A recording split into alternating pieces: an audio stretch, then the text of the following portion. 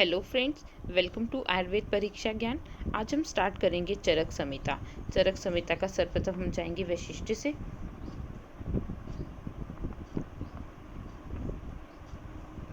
सर्वप्रथम चरक वैशिष्ट्य। चरक का जो निर्माण हुआ था वो मूल रूप से 4 स्तरों पे किया गया। सर्वप्रथम चरक संहिता में जो उपदेष्टा है, इसका जो उपदेश वो किया आत्रेय पुनर्वसु जी ने, और उनका काल है 1000 ईसा पूर्व। यही काल उपनिषद काल भी यही है, उपनिषद का काल भी 1000 ईसा पूर्व है। इसलिए चरक संहिता की जो भाषा शैली है वो उपनिषद कालीन देखी गई है। फिर उसके बाद आत्रेय पुनर्वसु के 6 शिष्य थे। उन 6 शिष्यों में से सर्वप्रथम अग्निवेश जी ने तंत्र का निर्माण किया। जो उनके गुरु ने उपदेश दिया उसको तंत्र रूप दिया अग्निवेश ने, इसलिए इन्हें तंत्रकर्ता भी कहा गया। और जिस तंत्र का निर्माण किया वो किस रूप में था? वो सूत्र रूप में था। अग्निवेश तंत्र जो था वो सूत्र रूप में था। उसके बाद आचार्य चरक ने उस सूत्र रूप को भाष्य रूप दिया, इसलिए आचार्य चरक को चरक संहिता का प्रतिसंस्कृता और भाष्यकार कहा गया। फिर आचार्य चरक द्वारा भाष्य रूप दिए गए ग्रंथ को दृढ़बल जी ने संपूर्ण किया। उसको 8 स्थान और 120 अध्यायों में कंप्लीट करते हुए दृढ़बल को इसको एक संहिता रूप दिया, इसलिए दृढ़बल को इसका संपूर्ण कहा गया। आत्रेय पुनर्वसु के पुनः बारे में चरक संहिता में 3 जगह पे आत्रेय का वर्णन आता है, 3 नाम से। एक जगह पुनर्वसु आत्रेय, जो कि चरक सूत्र 13वें अध्याय में जिनका वर्णन आता है, जो अत्रि पुत्र थे एवं अत्रि शिष्य थे। इनकी माता का नाम चंद्रभागा था। कहीं जगह पर आत्रेय पुनर्वसु के लिए चंद्रभागी या चंद्रभाग से संबोधित किया गया है। आत्रेय पुनर्वसु को अपने काल का सर्वश्रेष्ठ वैद्य की उपाधि दी गई है।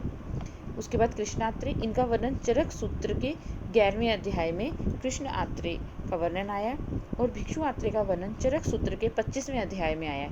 ये कालवाद के समर्थक थे। अग्निवेश ने चरक को मैंने आपको बताया सूत्र रूप दिया। आचार्य चरक, इनके पिता का नाम विशुद्ध था, इनके गुरु का नाम विषमपायन, अनंत का इनको अवतार माना जाता है, और कुषाण वंशीय राजा कनिष्क के ये राजवैद्य थे। और एक यायावर कोटि के ऋषि थे। यायावर कोटि के ऋषि वो होते हैं जो क्या करते हैं कि भ्रमण करते रहते हैं, एक जगह रहते नहीं है, जो ज्ञान के लिए घूमते रहते हैं और ज्ञान अर्जित करते रहते हैं। आचार्य चरक को कपिस्थल चरक कहा जाता है। क्यों? क्योंकि जिस ये गांव में रहते थे, वो गांव कहाँ था? वो पंचनंद प्रांत, इरावती एवं चंद्रभागा नदी के बीच का एक ग्राम था। वहाँ ये रहते थे, जिसका नाम कपिस्थल था, इसलिए इनको कपिस्थल चरक कहा गया। और भावप्रकाश के अनुसार भावप्रकाश ने चरक को शेषनाग के अवतार माना है। दृढ़बल, इनके पिता का नाम कपिलबल था, और इन्होंने चरक संहिता को संग्रह रूप दिया। और इन्होंने क्या कहा? दृढ़बल जी ने कहा कि जो अग्निवेश कृत ग्रंथ था उसको अग्निवेश तंत्र कहा, और चरक प्रति संस्कृत ग्रंथ को संहिता नाम देके चरक संहिता कहा। दृढ़बल ने कुल 41 अध्याय ऐड किए चरक संहिता में। सिद्धि स्थान और कल्प स्थान इन्होंने पूरा ऐड किया। चिकित्सा स्थान में इन्होंने 17 अध्याय ऐड किए। पहले 8 अर्श, अतिसार, द्विवर्णीय और विसर्ग, ये किनकी? दृढ़बल की देन है। विषय विवेचन, कुल सूत्र जो चरक संहिता में है वो है 9295, योग हैं 1949, और कुल श्लोक हैं 12000। इनके आगे फर्दर क्लासिफिकेशन की जाए तो सूत्र स्थान में 1952, चिकित्सा स्थान में सबसे ज़्यादा 4904 श्लोक हैं। आपको सबको स्थान और अध्याय बिल्कुल टिप्स पे होने चाहिए। सूत्र स्थान और चिकित्सा स्थान में 30 अध्याय हैं। निदान, विमान, शारीर 8 अध्याय। इंद्रिय स्थान में, कल्प स्थान में एवं सिद्धि स्थान में हमारे पास 12 अध्याय है। टीकाएं, जितने अध्याय आचार्य दृढ़बल ने ऐड किए उतनी ही चरक संहिता पे टीकाएं हैं, यानी कि 41 टीकाएं, और सबसे ज़्यादा टीकाएं इन पे देखी गई हैं।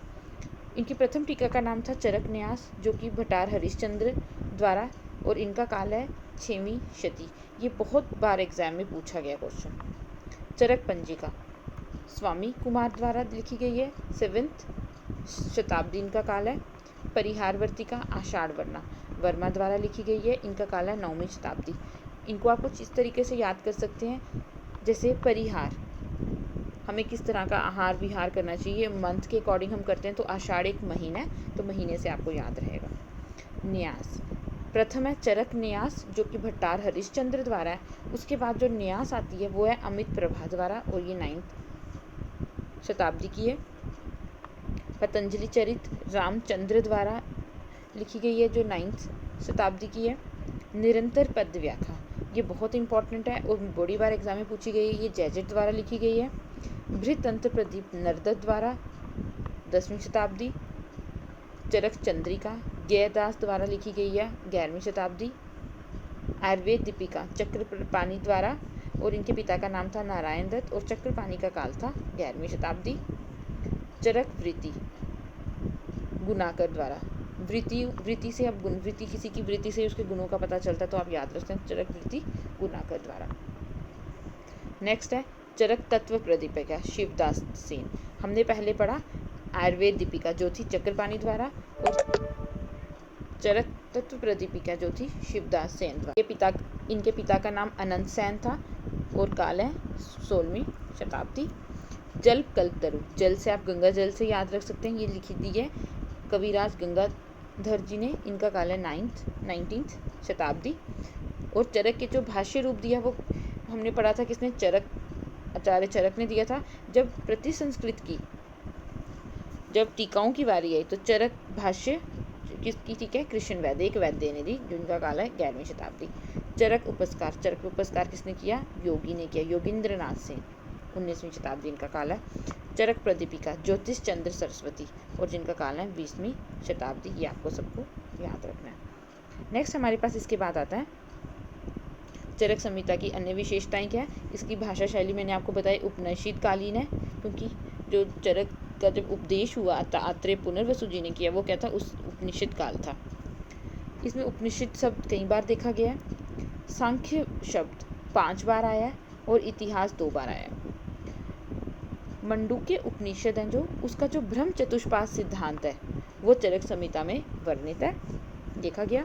चरक संहिता में वैद्य की 3 जातियां मानी है, ये जो जितनी भी हैं, और पंच महाभूत और सप्त धातु सिद्धांत जो चरक संहिता में देखेंगे, ये सब उपनिषद कालीन है। वैद्य की 3 गतियां कैसे बोला गया कि जिस प्रकार जब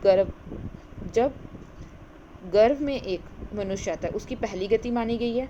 फिर जब वो इस लोक पे आता है, पृथ्वी लोक पे उसका जन्म होता है, उसकी तीसरी गति, और जब वो वैद्य बनता है तो उसकी तीसरी गति मानी गई है। तो कुल 3 तृतीय गति वैद्य की कहा गया है। प्रथम जब वो गर्भ में जन्म लेता है, सेकंड जब वो इस धरती पे जन्म लेता है, और तीसरा जब वो वैद्य बनता है। चरक में कुल 14 देश और 68 आचार्यों का वर्णन आया। चरक की मौलिक देन क्या हमारे पास, आचार रसायन है।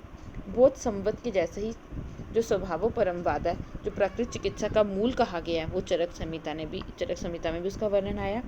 और गृह चिकित्सा को उभय अभिलुता कहा गया। चरक सूत्र स्थान को सप्त चतुष्कों में डिवाइड किया गया है, अर्थात चरक के 30 अध्याय हैं। 30 अध्यायों को क्या किया उन्होंने, 4-4 के डिवीजन करते हुए 7 चतुष्क में वर्णन किया गया। 4-4 अध्याय के साथ में देखा जाए तो 28 बनते हैं, और जो अंतिम के 2 हैं उनको संग्रह द्वय कहा गया है। इसमें सब सर्वप्रथम है भेषज, स्वास्थ्य, निर्देश, कल्पना, रोग, योजना, अन्नपान और संग्रह द्वय। इसको याद रखने के लिए अगर हम देखें तो इसका बनता है भस्नी कर्या। भ स से स्वास्थ्य, भ से भेषज, न से निर्देश, क से कल्पना, रा से रोग, या से योजना, कर्या, आ से अन्नपान संग्रह। इसका एक हो रहा है, इसको अगर करें हम BSNL क्रिया, जैसी BSNL क्रिया में आया, हम लोगों ने सब कुछ फ़ोन पे आए। BSNL क्रिया में अगर आप देखो, B से भेषज, S से स्वास्थ्य, N से निर्देश, L यहाँ साइलेंट है, उसके बाद कल्पना, रोग, योजना और A साइलेंट है। 2 चीज़ें साइलेंट है, A और N, लास्ट वाले यहाँ पे दोनों साइलेंट है।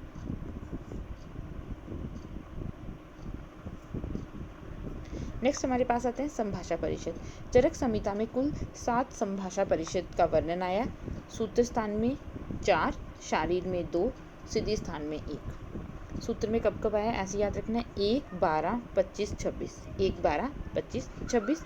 फर्स्ट अध्याय दीर्घ जीवती अध्याय में आया। किस टॉपिक पे आया, आयुर्वेद अवतरण को लेकर संभाषा परिषद हुई ऋषियों की।